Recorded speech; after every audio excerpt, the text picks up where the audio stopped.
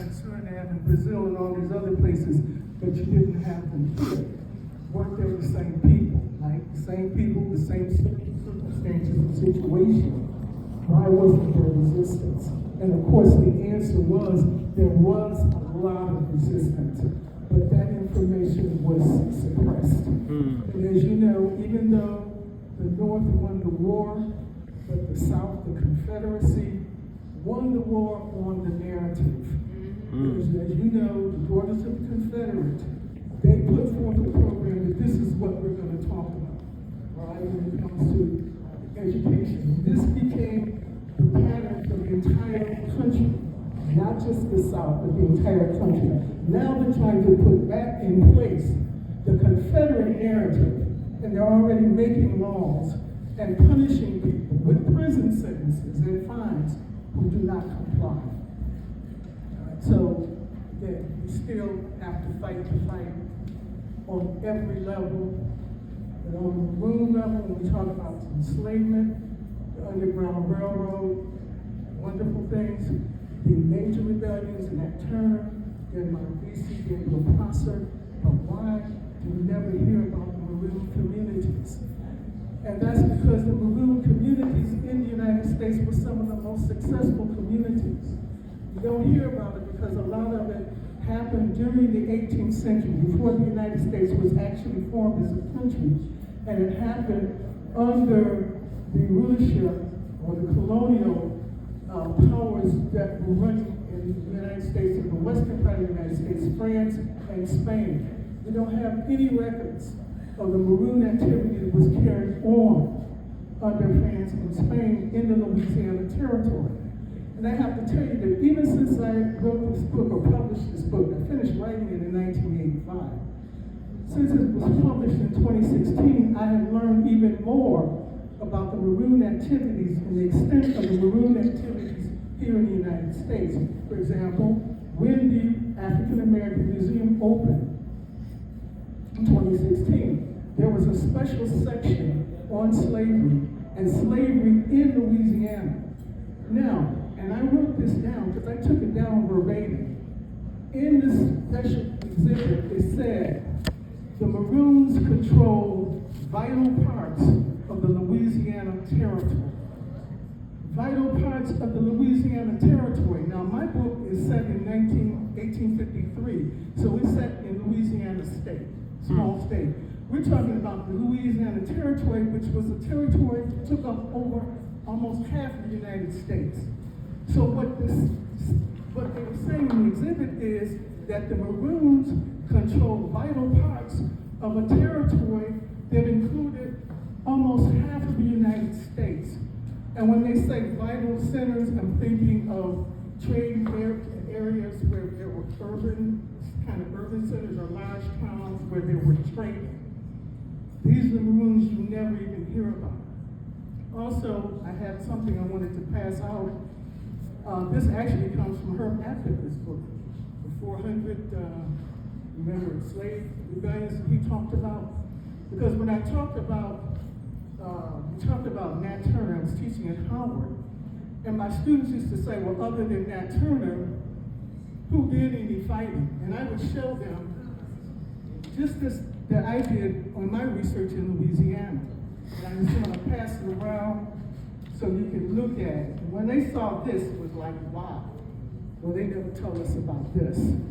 These are rebellions. There's 2 pages to go on of just Louisiana. I could have done the same thing for Mississippi. I could have done the same thing for Alabama.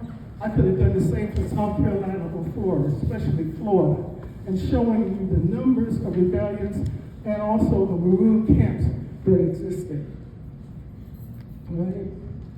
So I'm not gonna talk a lot. I just want to say everywhere there were enslaved people, there was resistance. There were Maroon camps, there were Maroon communities, in some cases Maroon nations. But there were 3 major areas that we may call epicenters of Maroon activity. One was the Great Dismal Swamp, which is not far from here. It took up 2,000 square miles. Where was it? This was the Great Dismal Swamp. It covered the area, kind of the Tidewater area in southern Virginia and northern North Carolina. That was a vast area where thousands of Maroons, people who self-liberated, liberated themselves, took up into the forest, into the swamps, into other inaccessible areas, took up arms and fought the militias, fought the slave patrols, and fought even the United States Army in the case of the Seminoles.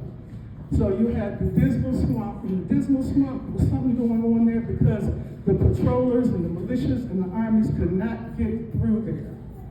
You know, they had people who were enslaved people working, getting shingles around the edges, but for some reason they could never penetrate that region.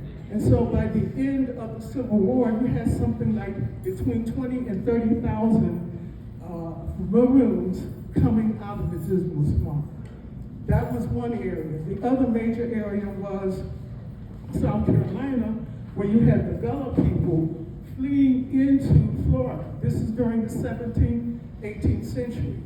During that time, Spain had control of Florida, and they had given refuge to enslaved Africans. They were fighting the British, so they invited them down, right? And they allowed them to come down and live as free people. So you had the Maroons, you had communities there where they're already living there as free people.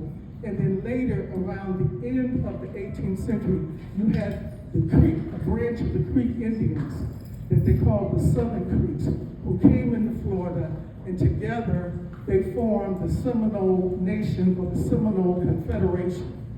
And like any confederation, each group had their own chiefs, their own council of elders, their own villages, and their own administration.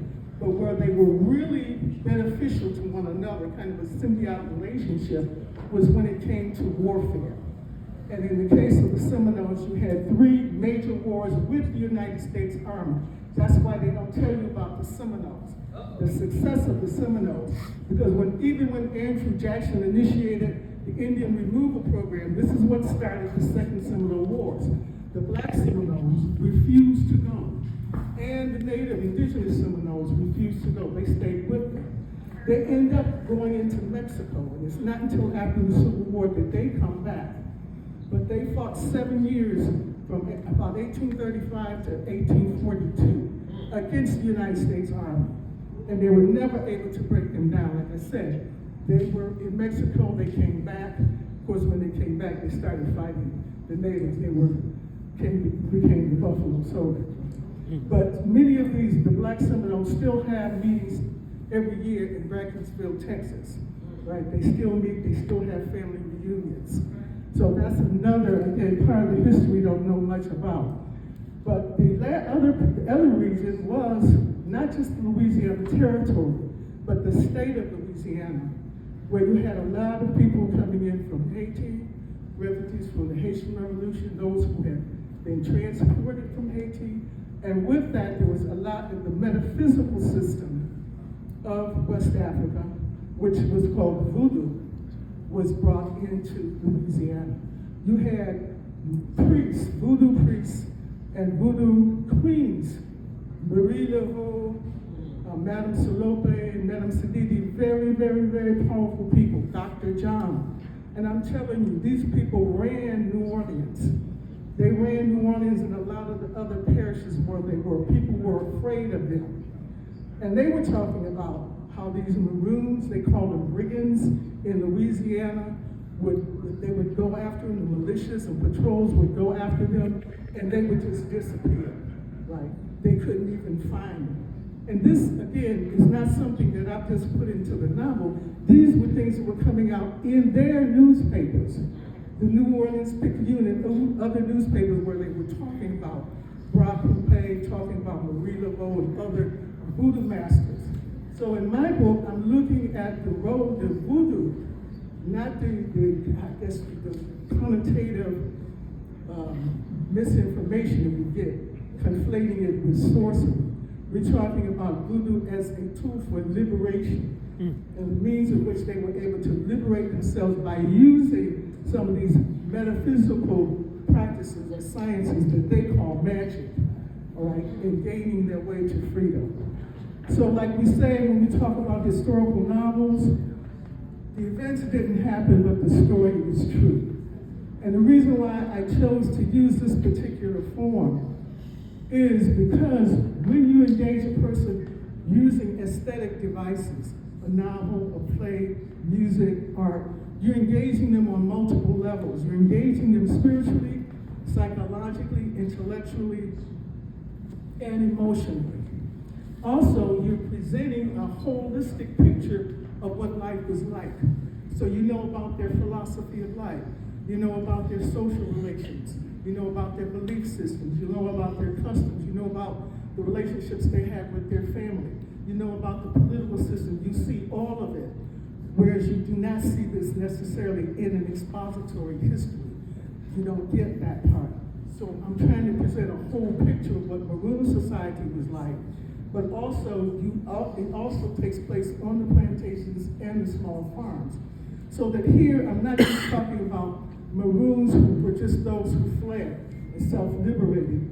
I'm using Maroon as like a trope for resistance, right? So you could have a person who worked in the house, if you say an enslaved person in the house, who was a Maroon. You could have children who were Maroons.